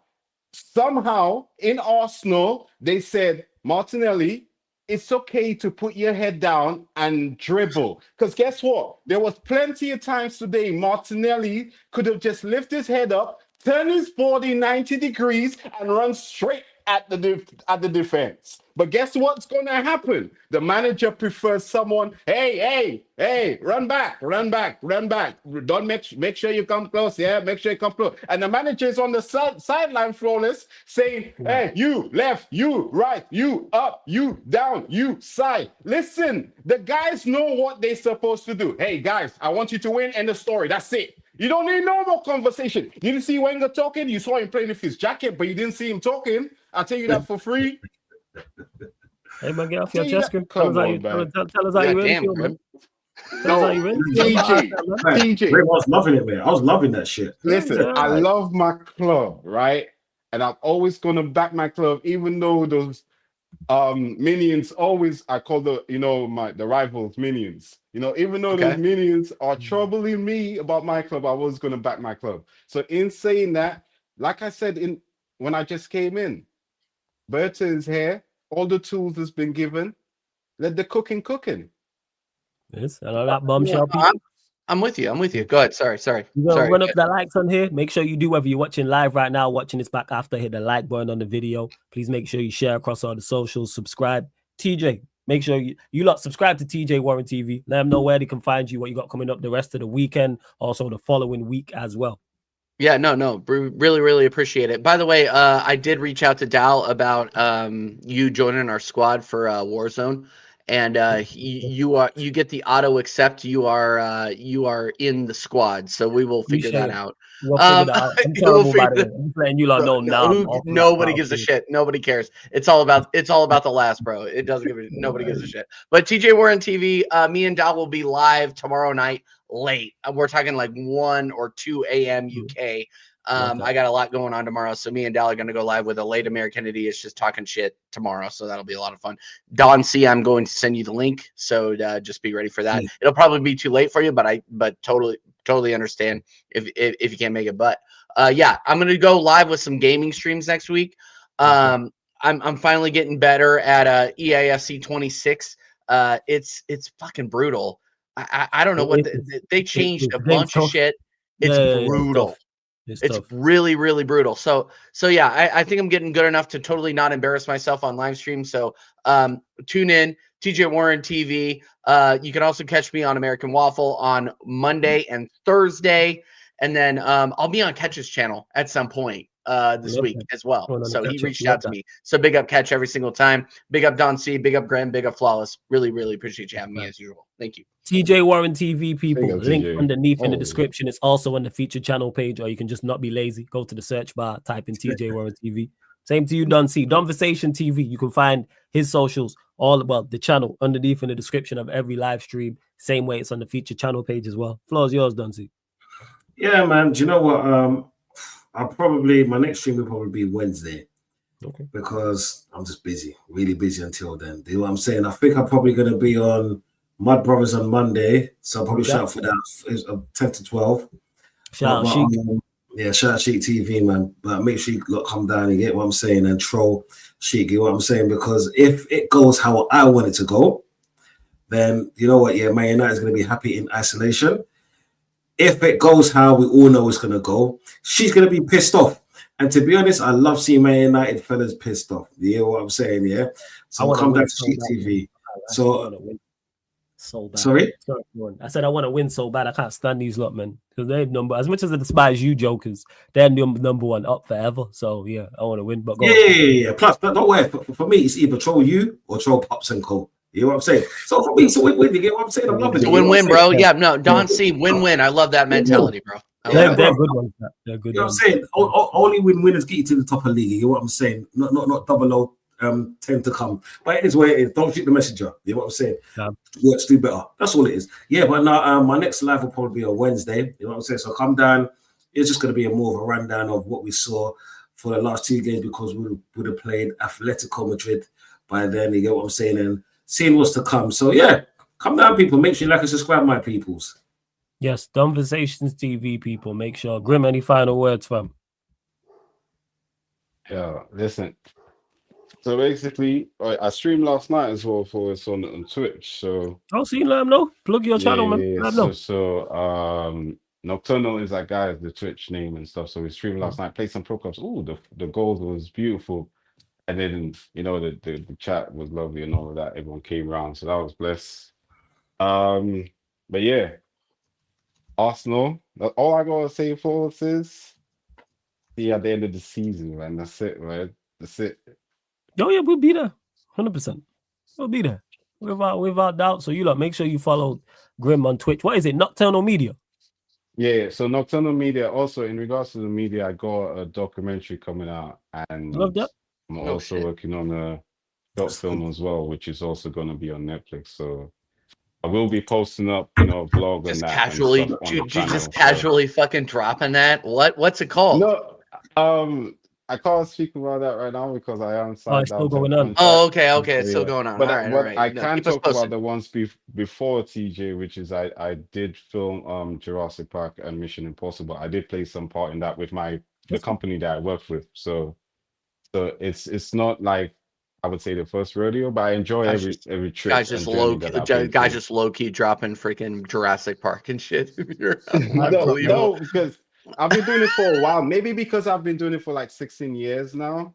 So it's just like, going to work now type of thing. So yeah. No, totally understand that, man. Big up. That's a big deal, man. No, keep me posted about the Netflix doc for sure. No, definitely for sure. Yes, keep us all posted, man. Keep us all posted. Love the winning, man. Love the winning, Grim. Nocturnalist. Where is it? Nocturnalist, that guy. Nocturnal is that guy on Nocturnal is that guy. Twitch. So make sure that's on Twitch. Make sure you follow that. Shout out Lucian as well. Make sure subscribe to Don C on YouTube as well. Conversation TV, same way with the TJ Warren TV. Same way here. Oh yeah, and as well as you can see underneath my name, people, the Clips channel is now Sarcasm City TV Extra.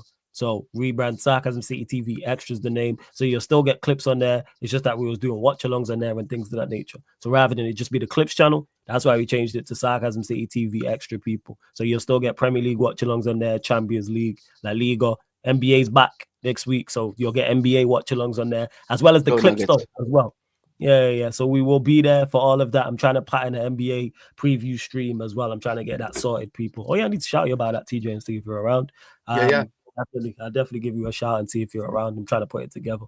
So I'm being lazy. But yes, big up. Love to everyone that has locked in. The content isn't stopping, no, people. Because we're going to be redirecting over to the Yardman show. So it'll be live literally in a couple minutes. So big up. Love to everyone that's locked in. It's been a Manchester United. Appreciate it. Arsenal. Yeah, man, every time, Grim. Big up special guest, Grim. Big up Don C. Big up TJ. This has been the Manchester United Arsenal podcast. Man, the United pod meets the Gonna Talk from the Arsenal pod live on the Sarcasm City TV YouTube.